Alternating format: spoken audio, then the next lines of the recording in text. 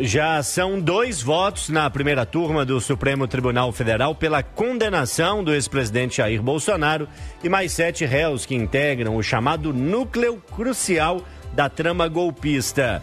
O ministro relator, Alexandre de Moraes, foi seguido no seu entendimento pelo ministro Flávio Dino, segundo a votar. O julgamento vai ser retomado amanhã com um 3º voto, que é do ministro Luiz Fux. Vamos a Brasília saber do Gabriel Máximo quais os principais pontos dos votos dos ministros de hoje e a expectativa, então, pela sequência do julgamento.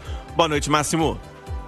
Boa noite, Alain, boa noite, Loli e, claro, muito boa noite a todos que nos acompanham aqui no Jornal da Itatiaia.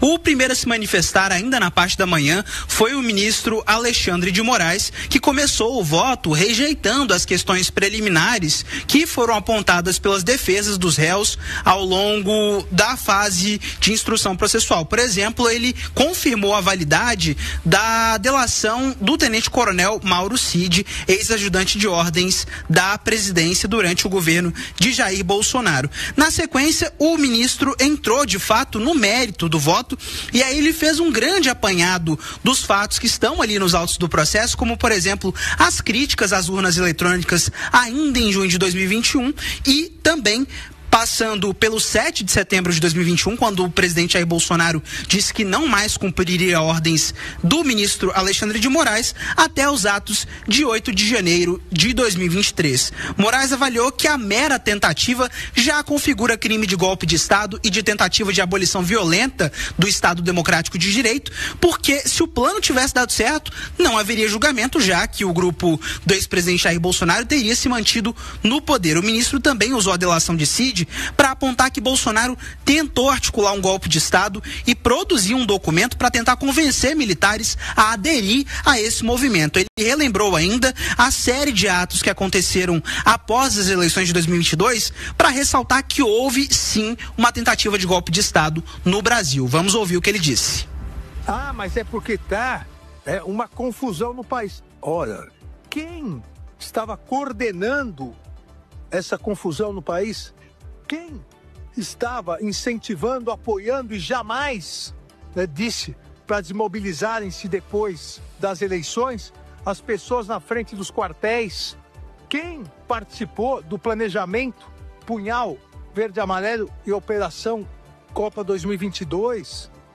Quem determinou que o réu Paulo Sérgio editasse uma nota desmentindo o relatório das Forças Armadas sobre lisura e correção total nas eleições para instigar a polarização e aí sim pedir para as Forças Armadas auxiliarem na decretação de uma quebra da normalidade?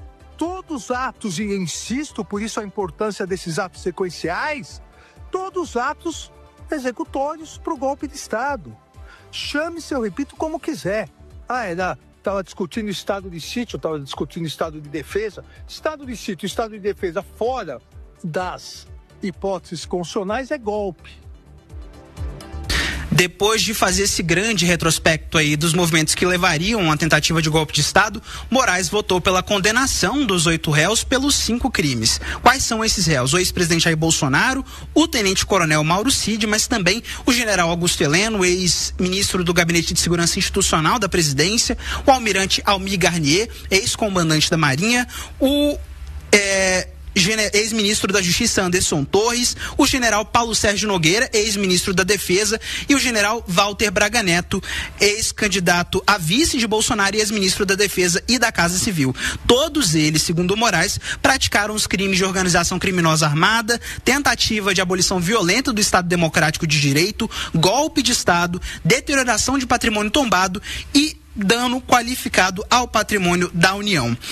Já em relação ao deputado Alexandre Ramagem, que é ex-diretor-geral da Agência Brasileira de Inteligência, a ABIN, Moraes só votou pela condenação por 3 desses 5 crimes, porque a gente lembra, a Câmara dos Deputados trancou a ação penal no que diz respeito aos crimes de deterioração de patrimônio tombado e dano qualificado contra o patrimônio da União, porque eles teriam ocorrido após a diplomação de Alexandre Ramagem como deputado. Houve então um intervalo depois do voto de Moraes e o julgamento foi retomado na parte da tarde com um voto do ministro Flávio Dino, que seguiu integralmente a posição de Moraes. Ele fez uma manifestação em tom muito mais Brando Duque Moraes, que foi bastante enfático no seu voto, e durou também um tempo bem menor, foi pouco mais de 1 hora, o voto do ministro Flávio Dino, que foi rebatendo ponto por ponto os argumentos utilizados pelas defesas dos réus. Ele avaliou, por exemplo, que as provas da delação de Mauro Cid são compatíveis com as provas dos autos do processo e também afastou os questionamentos preliminares apontados pelas defesas. Segundo Dino, não há dúvida que no caso de Bolsonaro e Braga Neto a culpa é alta, mas ele considerou que as participações do general Augusto Heleno e do general Paulo Sérgio, além do deputado federal Alexandre Ramagem, foram de um grau menor, então isso também tem que ser considerado na hora de dimensionar o tamanho das penas de cada um. Outro argumento que o ministro rebateu foi que não houve violência na tentativa de golpe de Estado, que é um discurso muito utilizado, inclusive, por aliados de Jair Bolsonaro, para tentar dizer que os ataques a 7 dos 3 poderes no 8 de janeiro se deu com bíblias, garrafinhas d'água. O ministro ressaltou que o simples fato de você fazer acampamentos em frente a quartéis militares já é um indicativo de que haveria violência. Vamos ouvir. Esses tipos penais são insuscetíveis de anistia, de modo inequívoco. Nós tivemos já muitas anistias no Brasil. Mas é certo que jamais houve anistia feita em proveito dos altos escalões do poder. Nunca a anistia se prestou a uma espécie de auto-anistia de quem exercia o poder dominante.